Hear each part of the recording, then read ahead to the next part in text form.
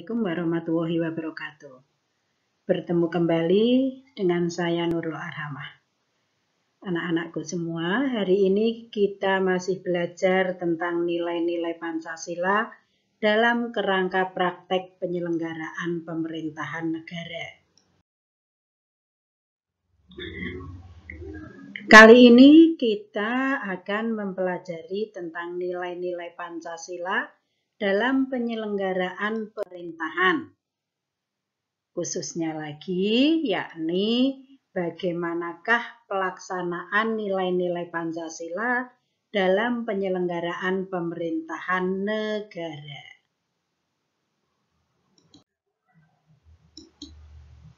Sebagaimana kita ketahui, negara Indonesia itu berlandaskan Pancasila sebagai landasan ideologi negara Indonesia, sehingga di dalam penyelenggaraan pemerintahan, dalam penyelenggaraan negara, juga harus berdasarkan pada nilai-nilai Pancasila. Di sini kita akan belajar bagaimana itu penyelenggaraan pemerintahan negara Indonesia sesuai dengan nilai-nilai Pancasila. Yakni yang pertama, sila ketuhanan yang Maha Esa. Penyelenggaraan pemerintahan sesuai dengan sila pertama ini, yakni diwujudkan dengan adanya pengakuan adanya causa prima, sebab pertama, yaitu Tuhan yang Maha Esa. 2. Menjamin penduduk untuk memeluk agama masing-masing dan beribadah menurut agamanya. 3. Tidak memaksa warga negara untuk beragama, tetapi diwajibkan memeluk agama sesuai hukum yang berlaku di Indonesia. 4. Adanya larangan ateis untuk hidup dan berkembang di Indonesia. 5. Menjamin berkembang dan tumbuh suburnya kehidupan beragama, toleransi antar umat, dan dalam beragama. 6. Negara memfasilitasi bagi tumbuh kembangnya agama dan iman warga negara menjadi mediator ketika terjadi konflik antar agama.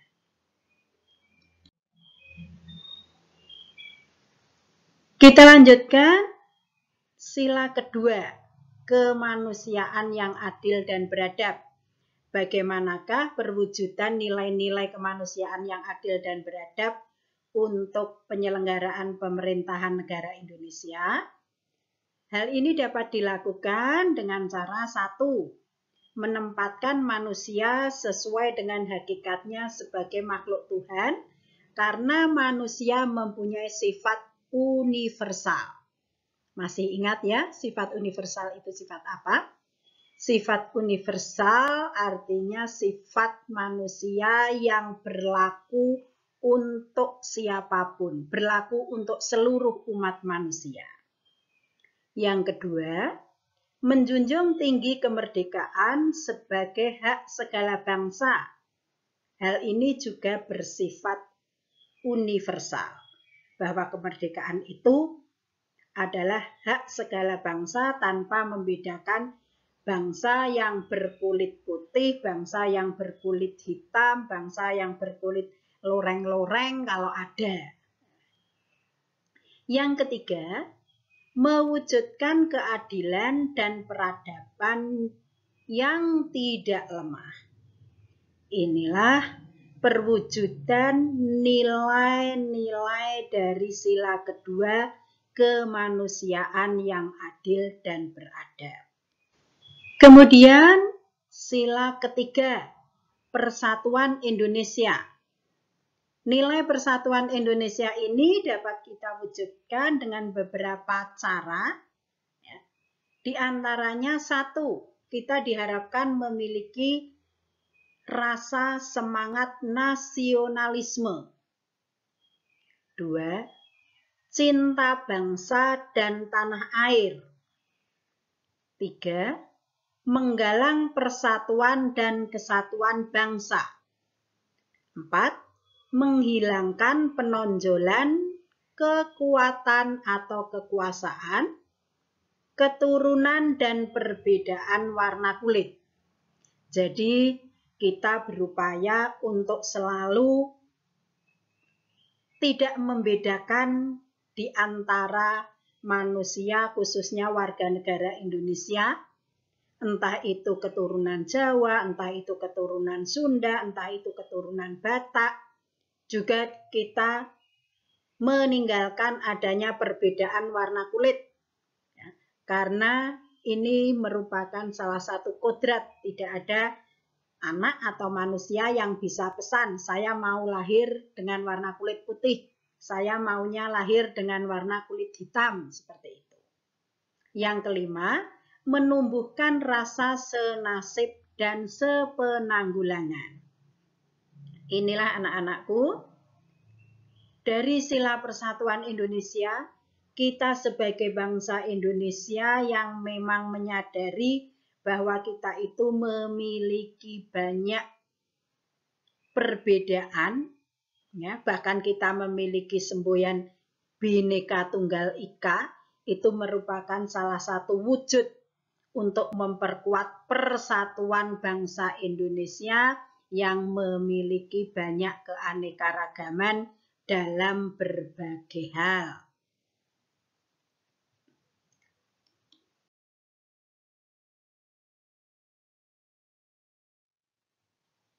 Berikutnya, sila keempat. Bagaimana bunyinya? Ya, sila keempat berbunyi, kerakyatan yang dipimpin oleh hikmat kebijaksanaan dalam permusyawaratan perwakilan.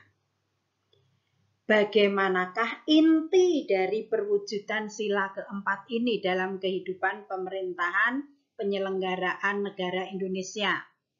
Hal ini dapat dilakukan diantaranya 1, bahwa hakikat sila ini, sila keempat ini adalah demokrasi. Secara umum, yang namanya demokrasi itu adalah pemerintahan dari rakyat, oleh rakyat, dan untuk rakyat. Yang kedua, inti dari sila keempat ini adanya permusyawaratan. Artinya, mengusahakan putusan bersama secara bulat. Jika hal ini sudah terlaksana, baru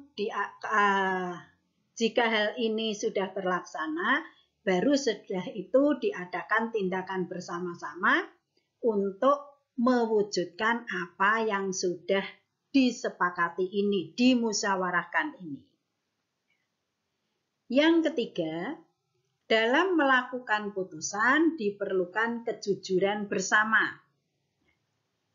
Ketika kita bermusyawarah tentang sesuatu hal untuk menyelesaikan persoalan yang ada, hendaknya dalam bermusyawarah ataupun dalam mengambil keputusan ini diperlukan adanya kejujuran dari semua pihak. Yang keempat, perbedaan secara umum, demokrasi yang berlaku di negara barat dan di negara Indonesia itu ternyata terletak pada permusyawaratan rakyat. Sama-sama negara demokrasi, contoh negara Indonesia menganut demokrasi, negara Amerika juga menganut sistem demokrasi, tetapi ada beberapa hal perbedaan demokrasi yang diterapkan di negara Amerika dan di negara Indonesia, yakni terletak pada ini, inti demokrasi itu sendiri, permusyawaratan rakyat. Jadi diharapkan kalau kita sudah bermusyawarah, maka keputusan yang diambil ini akan menguntungkan rakyat secara umum. Sila kelima, keadilan sosial bagi seluruh rakyat Indonesia.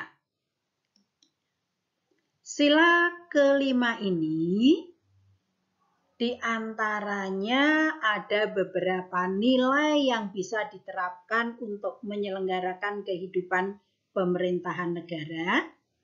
Yang satu atau yang pertama, adanya usaha untuk kemakmuran yang merata bagi seluruh rakyat dalam arti dinamis dan berkelanjutan.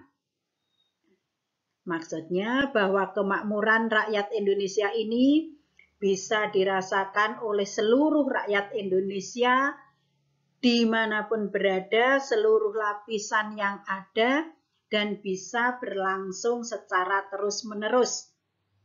Yang kedua, seluruh kekayaan alam dan sebagainya dipergunakan bagi kebahagiaan bersama menurut potensi masing-masing. Negara Indonesia adalah negara yang sangat kaya raya. Oleh karena itu, kekayaan alam yang ada di Indonesia ini mestinya dipergunakan bagi kebahagiaan untuk seluruh warga negara Indonesia. Yang ketiga, melindungi yang lemah agar kelompok warga masyarakat dapat bekerja sesuai dengan bidangnya. Di negara Indonesia, masyarakat mayoritas, masyarakat minoritas mestinya bisa hidup berdampingan dengan baik. Masyarakat yang mayoritas atau yang memiliki keanggotaan lebih banyak, ini tentunya harus bisa melindungi yang lemah. Namun demikian, yang lemah ini pun juga diharapkan bisa hidup dengan nyaman, berdampingan, tanpa membedakan hal-hal yang ada di dalam kehidupannya. Anak-anakku, itulah uraian materi yang bisa saya sampaikan pada pertemuan kali ini, ya, di mana pada materi yang sudah saya sampaikan itu tadi, kita membahas tentang nilai-nilai Pancasila dari sila pertama, kedua, ketiga, keempat, dan kelima ini dalam menyelenggarakan pemerintahan negara Indonesia. Di akhir pertemuan tentunya ada tugas yang saya berikan untuk kalian kerjakan. Tugas ini apa? Saya beri judul saja, Aku dan Pancasila. Tugasnya, perhatikan, ini. Sebagai warga negara Indonesia, bagaimana kamu menerapkan nilai-nilai kelima sila Pancasila dalam kehidupan sehari-hari? Jelaskan. Silahkan, kalian bisa menjelaskan menurut pendapat kalian sendiri-sendiri bagaimana wujud penerapan nilai-nilai Pancasila dalam kehidupan kita sehari-hari. Silahkan, tugas bisa langsung dikerjakan. Dan jangan lupa kalau sudah selesai langsung dikumpulkan atau dikirim ke Bu Nurul. Demikianlah anak-anakku, apa yang bisa saya sampaikan tentang pembelajaran hari ini. Jika ada kata yang salah, Bu Nurul mohon maaf yang sebesar-besarnya. Terima kasih. Wassalamualaikum warahmatullahi wabarakatuh.